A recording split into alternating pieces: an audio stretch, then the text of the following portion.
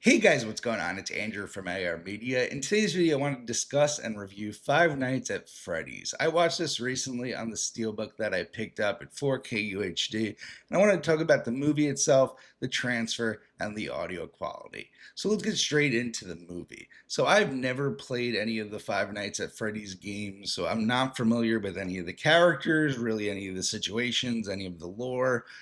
And I got to say, I really enjoyed this. I was worried going into this as not someone who is familiar with the source material that I may not get some things. And I have to say that all in all, this was a great horror slash thriller. The reason I say slash thriller is because I know this is marketed as a horror movie, but this is definitely more kids' first horror movie. I think this is a great introduction to horror for someone who's maybe 10 to 13 years old. There's definitely some scenes that may scare them, but nothing too crazy. And I think that that was a good vibe for them to go for, considering the audience of the game is a lot younger in most cases. So I think that was a smart addition. But I will give a brief synopsis of what this is about for people who are not familiar like myself.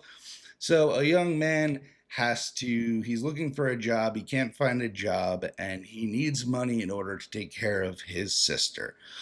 So the only job that he could find is a place that served pizza with animatronic animals, so similar to like a fun zone. So the thing is, when I was growing up, these were huge. Everybody had their parties at these things, and always had like an animatronic bear with a banjo, and they all sang. But to be honest, it's super creepy. It always was. It was back then. It is now. I feel like there's a reason it died out. So I thought that as a concept of a guy who has to work the night shift at one of these shut down fun zones, or in this case, Freddy Fazbear's, was a great concept. And I think that they really had a lot of fun with it. I think they gave the main character some good backstory to have you invested.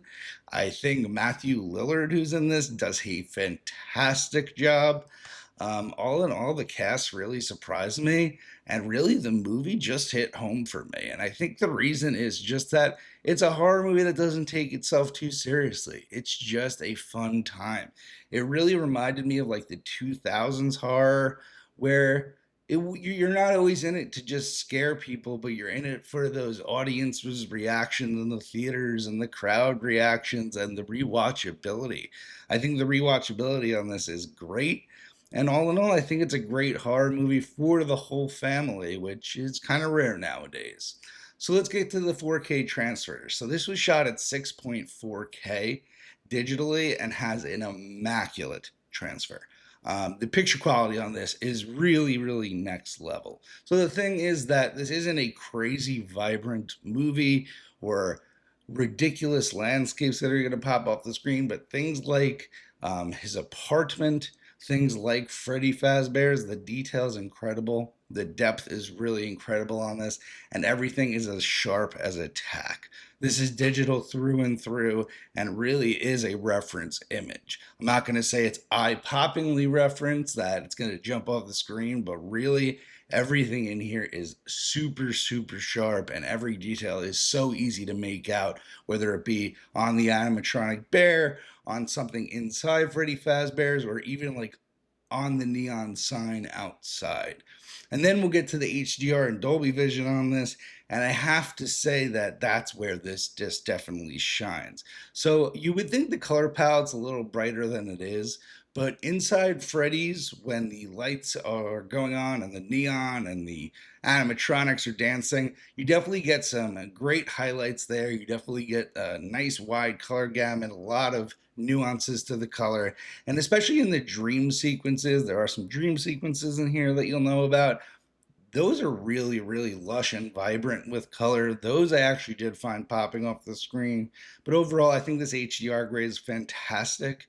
I think the colors are a bit more reserved, but some of the most lifelike and natural colors I've seen on a 4K recently.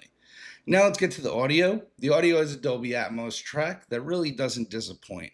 There's nothing stand out on this, but dialogue is nice front and center. The soundtrack occupies most of the surrounds, and here and there you'll get a jump scare that uses the sound effects.